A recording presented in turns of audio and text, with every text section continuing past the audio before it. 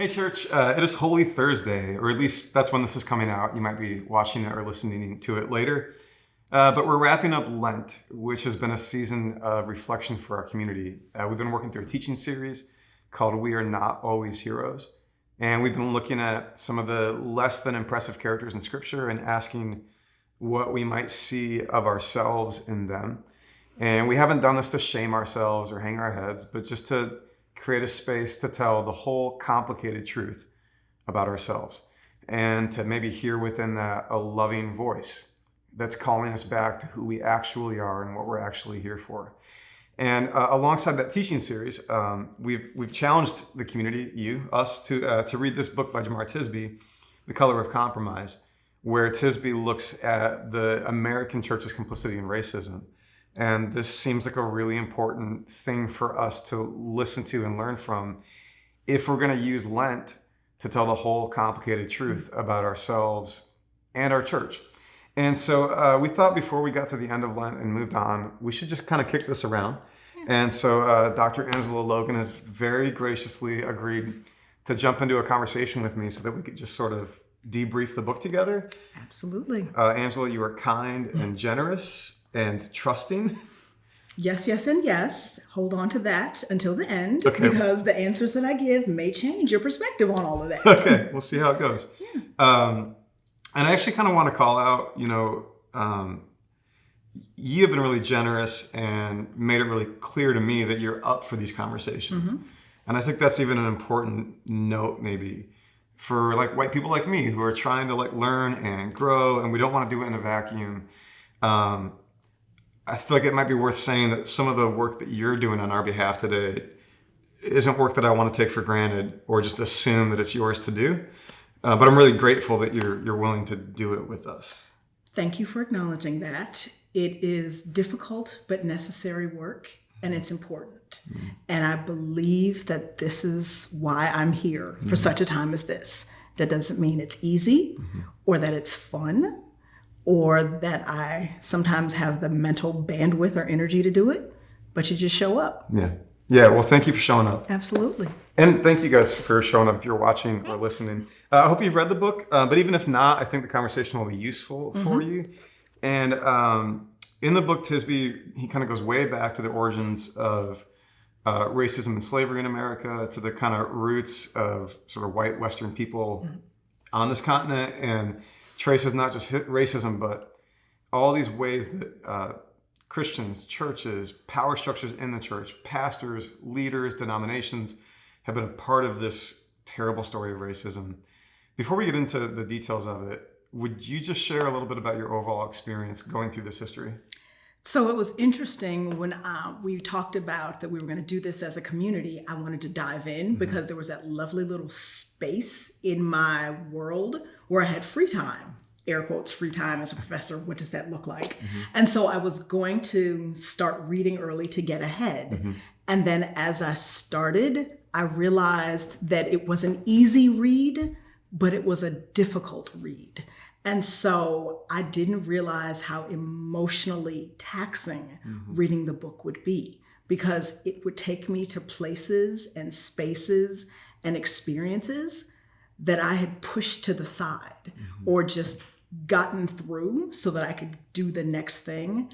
And when I took the time to actually pause and reflect and unpack it, there were lots of moments that I went between anger and frustration and grief, and then repeat. It was this really painful cycle of doing that over and over again. So I would actually start reading the book, and then I had to stop to process, and then go back, and then process. And then there was a part where I was like, I don't want to do this. This is hard.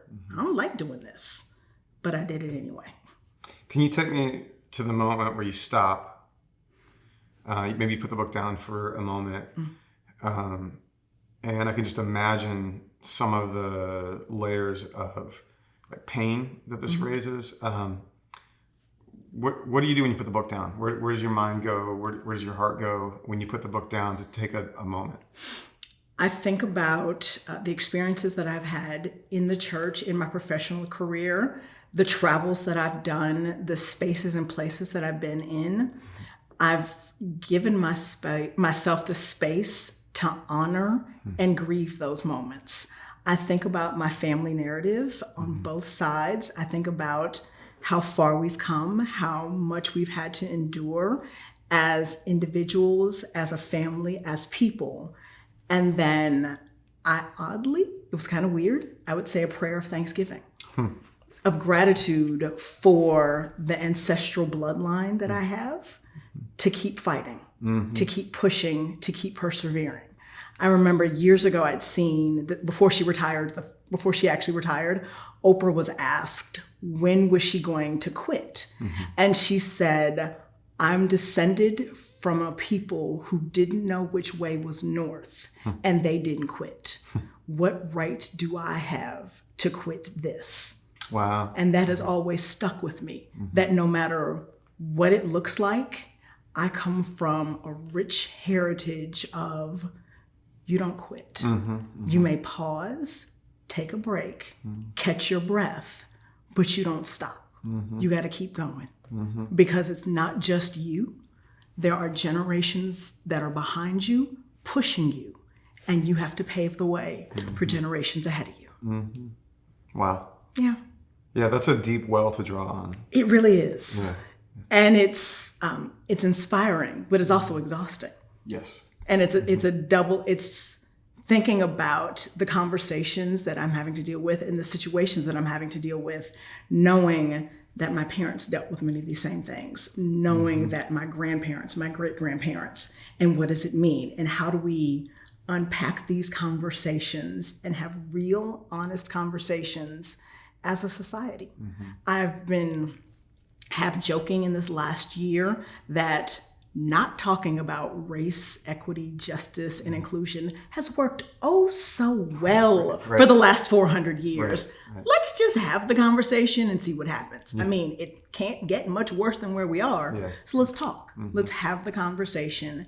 Be open, be honest, move past the fear and the pain and the guilt, and just have the conversation and let it go where it goes. So you raised in church, right? And you had kind of an eclectic experience because of Catholic school.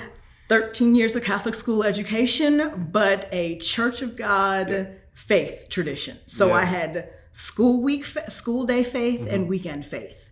And sometimes those would crash. I joke that I've been deconstructing my faith since I was 5 years old. Right. Because I had no choice. Yep. Because what I learned in Byzantine and Roman Catholic Church sometimes was in parallel, in agreement, but often in conflict. So yeah, I am the quintessential church girl. You are, yeah. Growing up in that experience, I assume it was not lost on you from a very early age that racism is real. What about racism in the church? Was that something that you picked out growing up? Or when did that awareness grow that the church is also a place where this sometimes lives and is even perpetuated? I think it was probably pretty early on when I think of my faith tradition. So I was raised in the Church of God based out of Anderson, Indiana. And I noticed that there were two sides. So there was the white Church of God of Anderson, and then there was the black. Even going as far back as the camp meetings that I would attend growing up, that camp meeting was born out of some racial tensions. And so having the camp meeting that I grew up in, I never knew that the Anderson side of the family had a camp meeting too, because that's what I didn't know that because I was never there. But going up on Zion's Hill in Western Pennsylvania, that was my second home. And that's where a lot of my faith was nurtured and developed. And really thinking about looking around, Dr. King once said that 11 o'clock on Sunday is the most segregated hour in America. And I would see that because my faith community growing up was very monolithic in terms of racial identity. My school day faith was very different as well because it was primarily white and very Catholic. Yes, yeah. Yeah, I relate to the family metaphor you have there with your Church of God roots.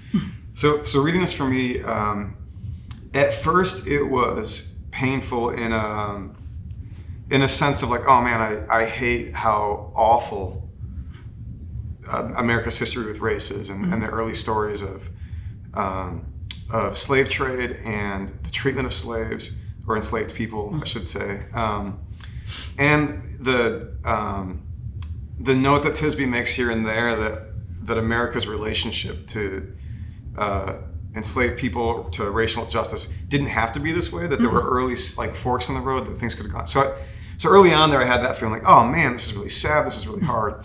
And then when we got a little more into the modern era, it got uncomfortable for me in different ways.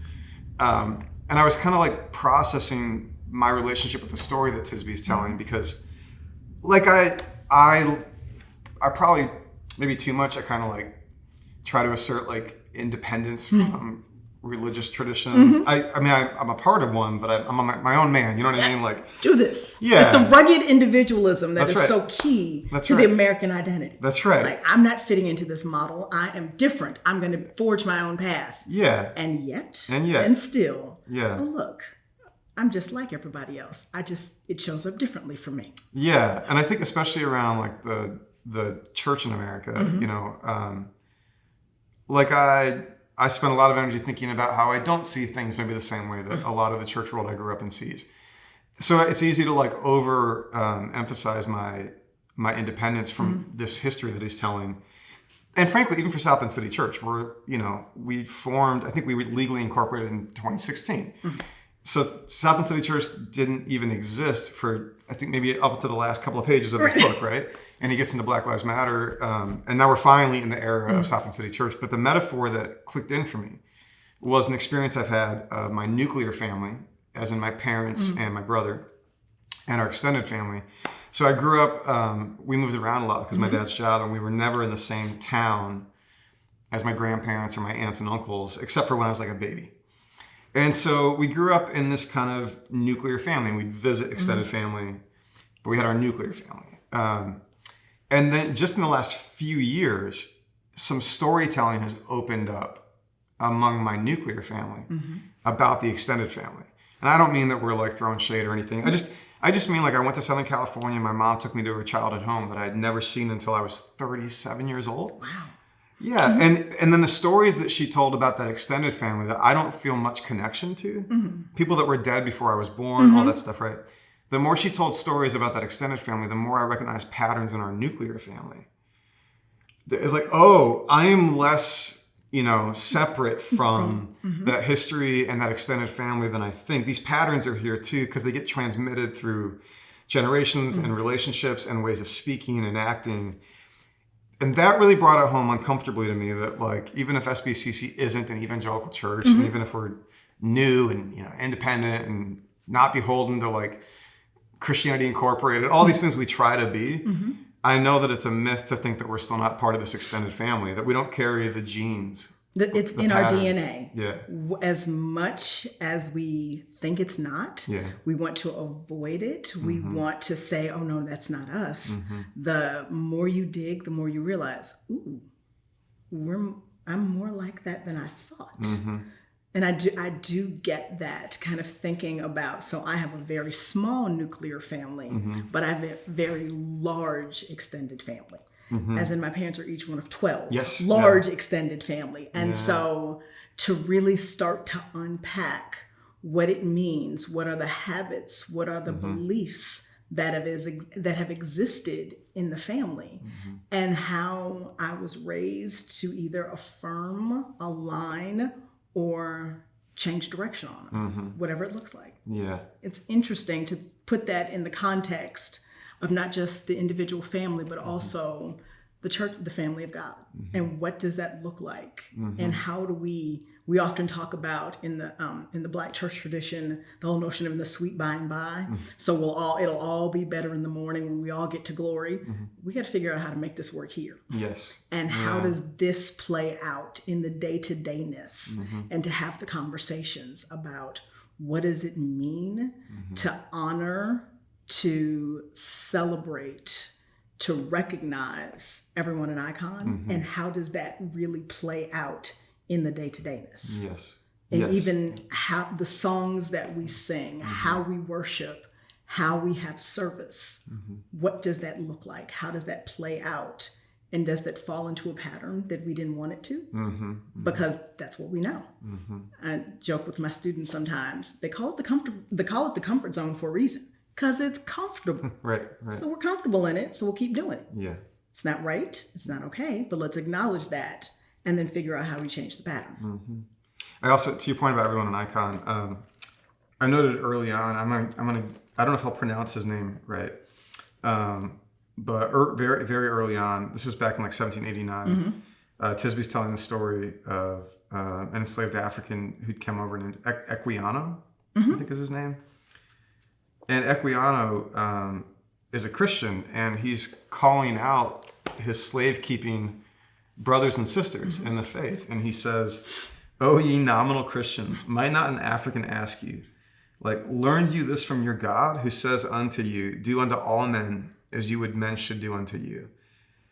And what I took from that was another reason to have this conversation is that if what we are here for, like what we're in this for, is to follow Jesus all the way into the nature of his kingdom, to really live it out.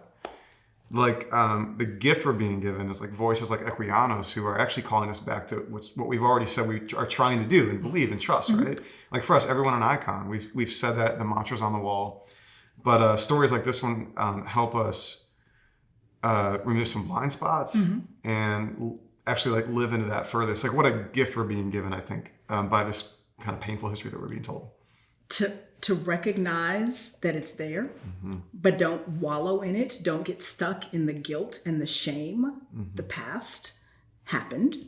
And it's about unpacking the totality of history. So nothing happens in a vacuum. The things that happen today are not isolated. They have a long history. Let's unpack that. Let's tease it out and figure out, where did it come from? How did we get here? And if we say we mean this, what does that really mean? When we say everyone an icon, what does that actually mean? And when the rubber meets the road, what does it look like? How does that play out in our day-to-day lives? Yes. So speaking of the history, I wonder if we could get into it a little bit. Yes. Here. By the way, this is not a book report for those of you who haven't read the book. So like, you should read the book. You should still read the book. Yeah. There will be a quiz later. I just want us to reflect on it a bit. And I wondered, we won't get through it systematically every page, but let's start here.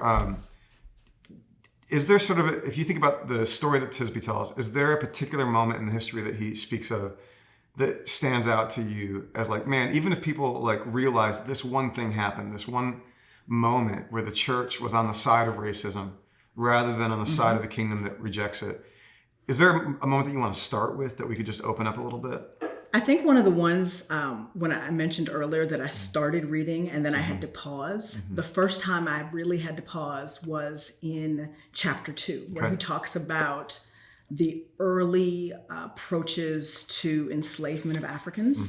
And the reason why that jumped out at me is because in 2016, so right about the time that we started as a church, I actually had the opportunity to go to Ghana and teach. Yes. And I went to what is called the slave castle of Elmina, and it was a space in Ghana, West Africa, where captured Africans were brought in, basically broken, dehumanized, and then prepared to get on slave ships for the Western world.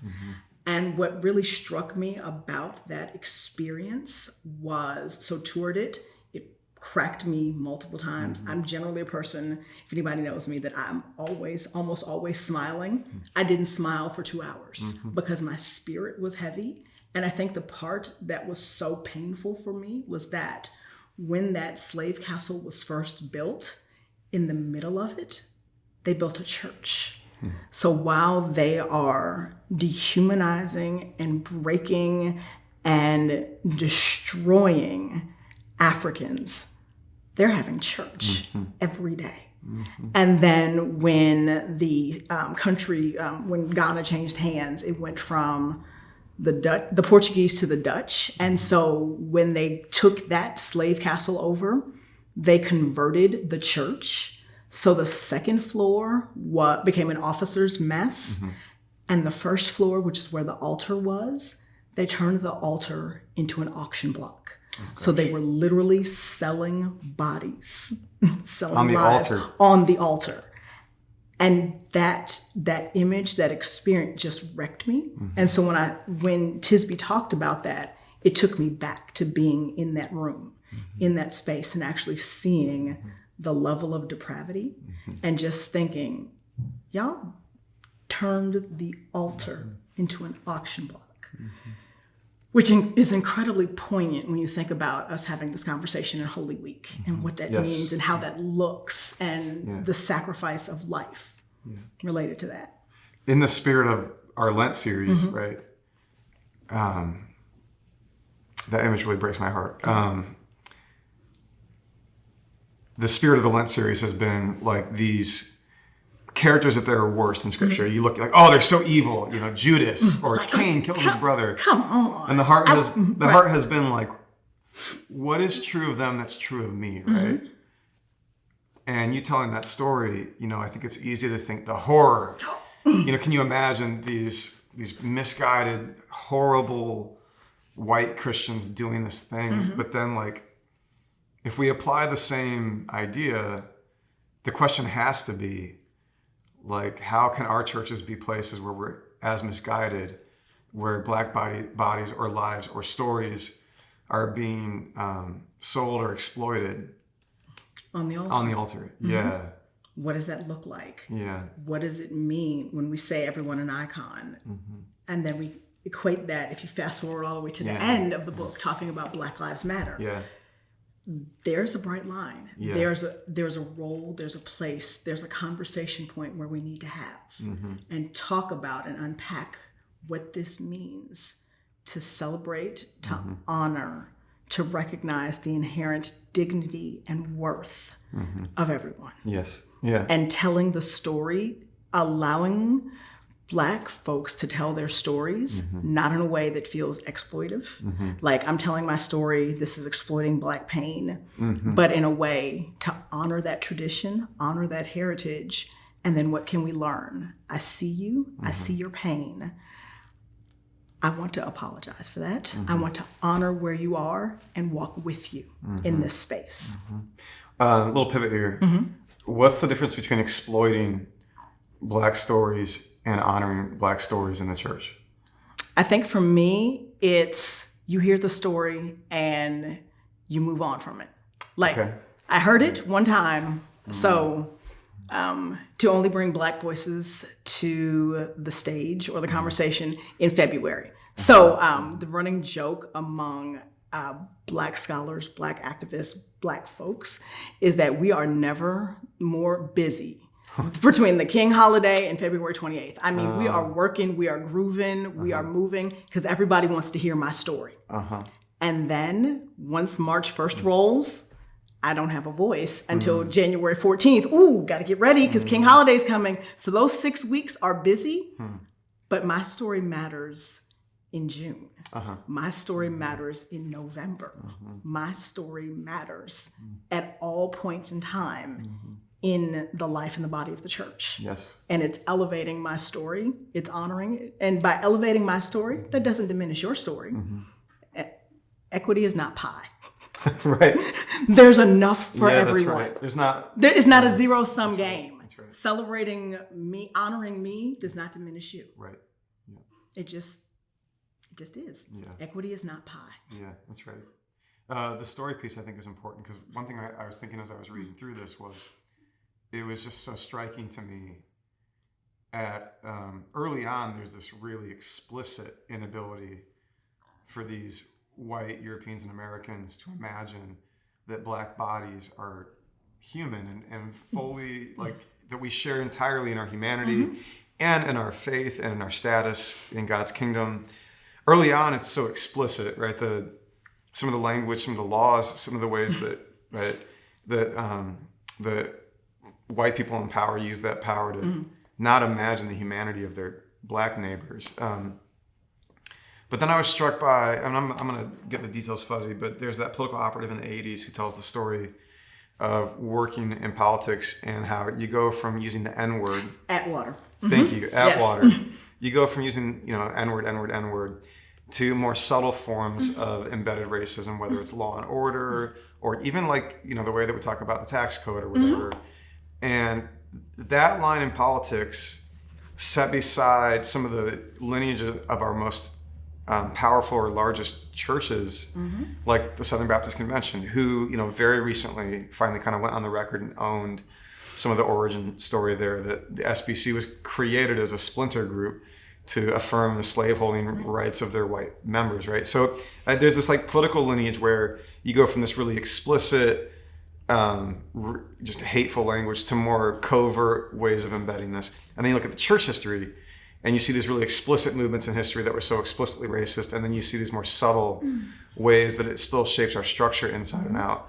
And it made me want to grow more vigilant and do a bit of an inventory on like my own way of thinking about faith or my own way of thinking about our church, and asking, where inside this package am I naive or ignorant about where racist patterns or structures or behaviors or views have crept in, right? So here's a hard question for you. Where do you wish we at South Bend City Church were a little more eyes open, or a little more educated, or a little more aware of how some of these really heinous things that Tisby is talking about could be played out in our community? And I'm going to keep talking for a little bit, give you time to just think about this question. Because I was like, first of all, I was stuck on a hard question. Wait, so these have been softballs? They've been easy so far. Oh yeah, we're just now ramping up. Oh Lord, have mercy. Okay. I mean, these are the real questions we have to ask. These are the real. These are the hard. These are the honest. These are the difficult but necessary conversations. Yeah. And I think broadly is that we don't talk about them.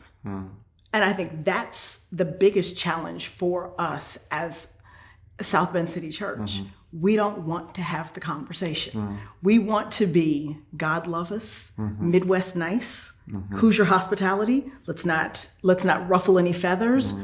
We're all one in God's kingdom. Yeah, but when you say that, what does that mean? To have an honest conversation and be comfortable in the discomfort and be okay that you don't know all the answers.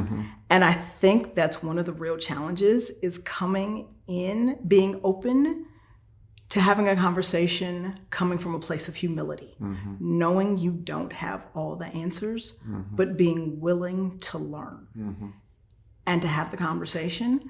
And also to know that the time to ask me about me or any Black member of our community about how I'm feeling is not when the next big news story happens. Right back in September, when the non-indictment of the officers in the Breonna Taylor situation happened, just before that, I'd seen a meme and it said, "Your Black friends are exhausted."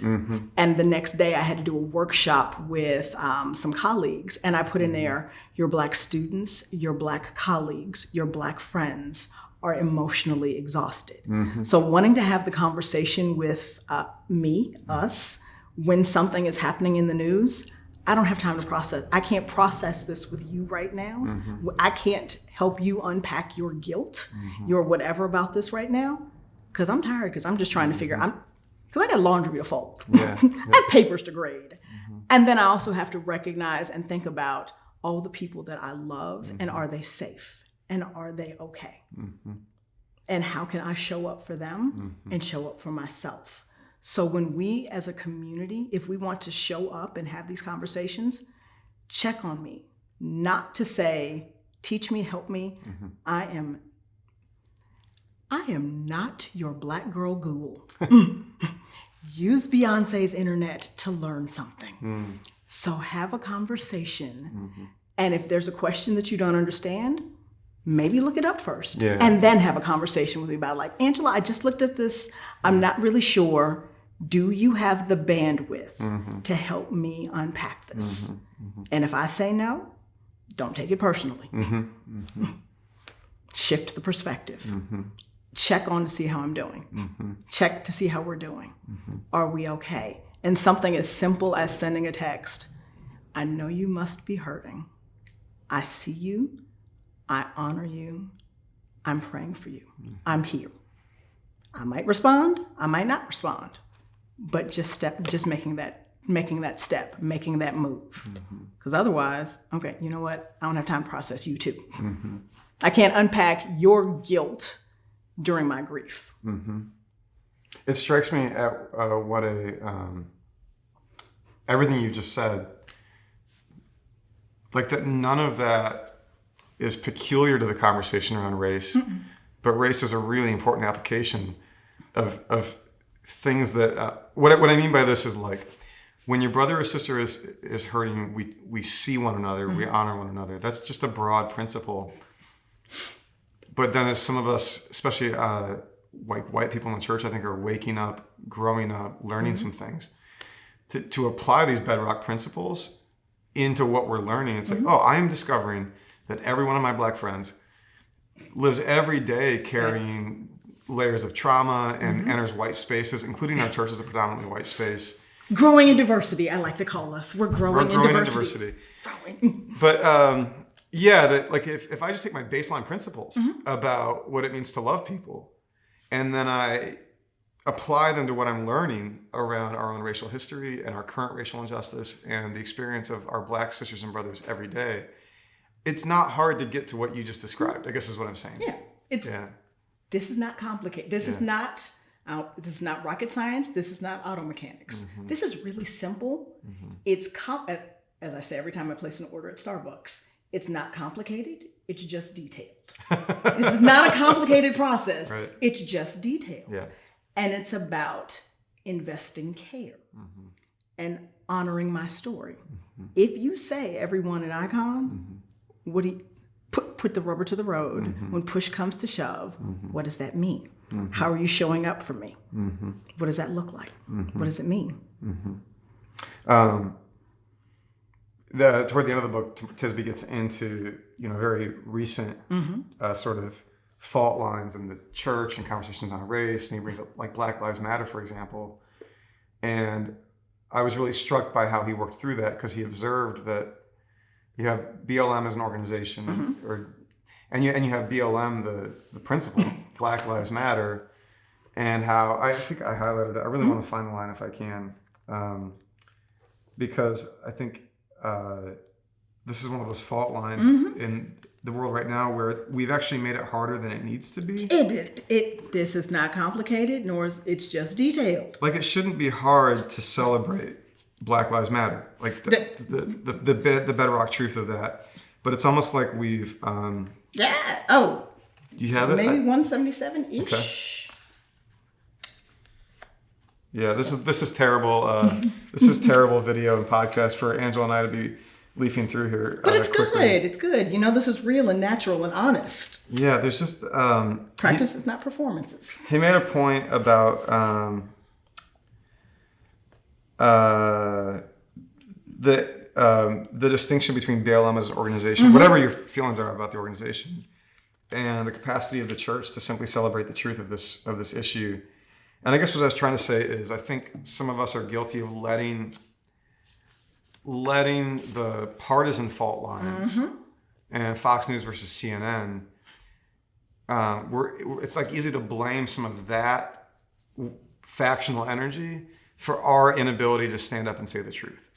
As if saying Black Lives Matter, it makes us complicit in a worldview that maybe we don't hold in other ways, because there are people in our church who don't affirm everything that BLM affirms. But we have to be able to say that. What do you have here? I think this is in Christian anthropology, saying that Black Lives Matter insists that all people, including those who have darker skin, have been made in the image and likeness of God. That's it. Yeah, that has to be something we can say and celebrate and own. And yeah. What I say to people when we have these conversations is, there are certain things that are up for debate. We can debate whether pineapple should be on pizza. We can debate which way toilet paper should go. We can debate. There are two sides to how you squeeze the toothpaste. But my inherent worth and value as an image bearer of God is not up for debate, discussion, both sides isms, or anything. Not now, not ever. And that's when we say Black Lives Matter, that is actually inherent and core to, that is acknowledging that we too are made in the image and likeness of God. That's really not that controversial. I mean, when I see the controversy, it's like, do you understand what you're saying? Are you opposed to my life mattering? Well, no, but then what's the but? Either I matter or I don't. And if I don't, let's talk about that. And if I don't, okay, because we can have that conversation too.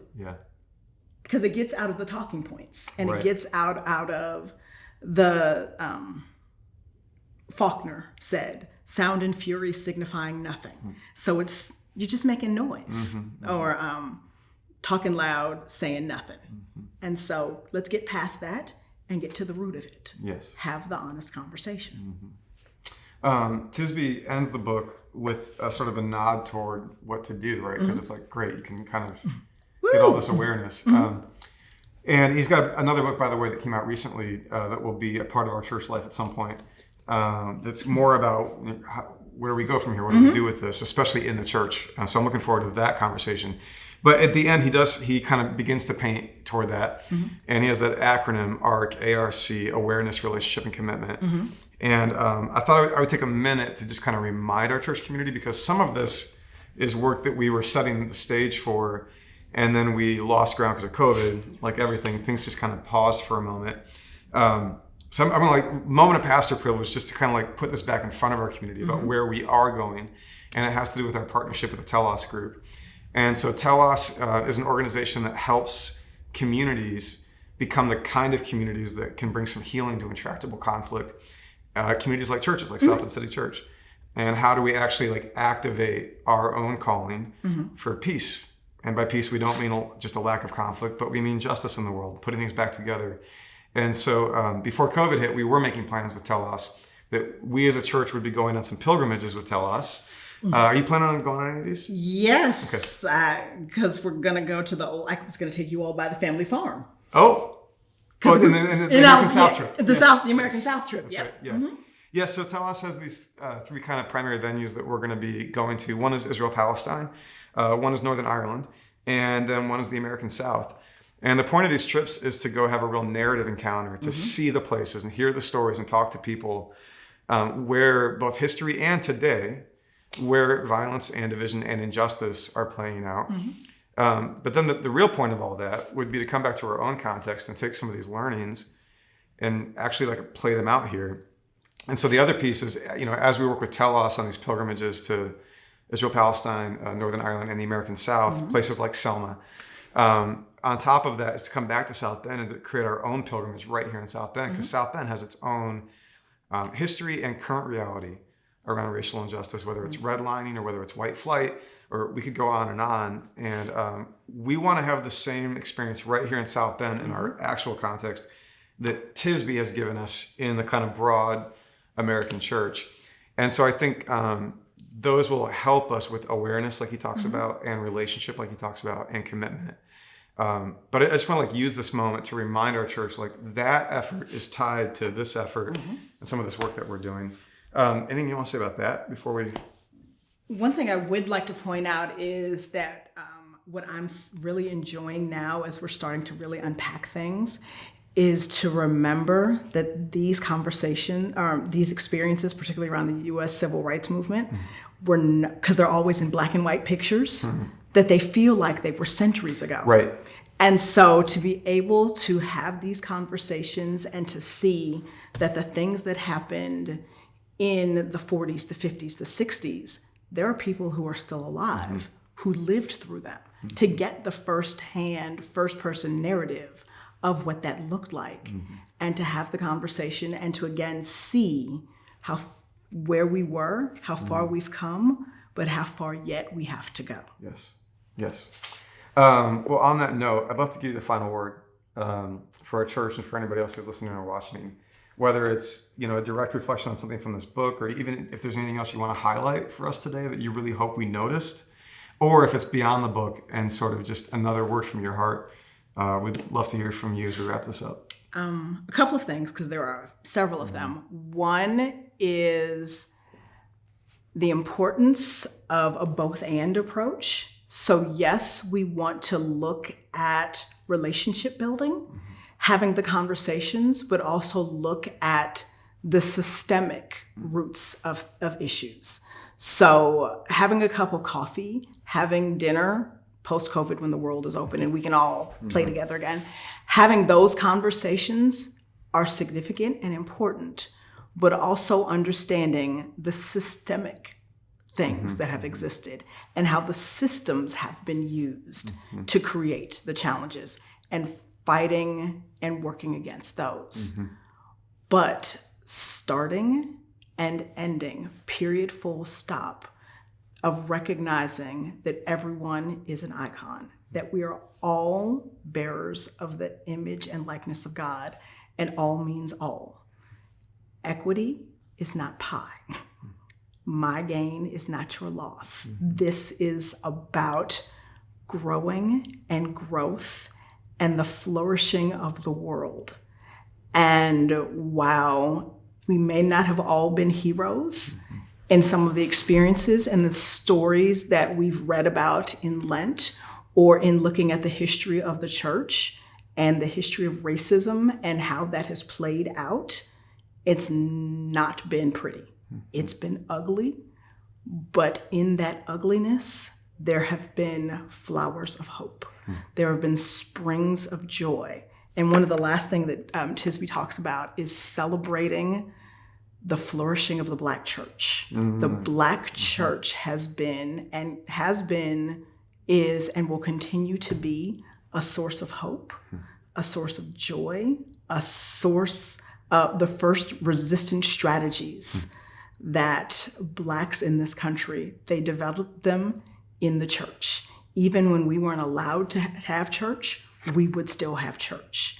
And so honoring that heritage and incorporating that heritage and recognizing that faith is the cornerstone and the bedrock of who we are, and that we're more alike than different, my friend. We're much more alike than different. Your story matters, my story matters, all of our stories matter. It's a good word. Thank you. Thank you, Dr. Logan. Absolutely. Anytime, Pastor Miller. Thanks, friends. Maybe we'll see you at Easter. Yay, Easter!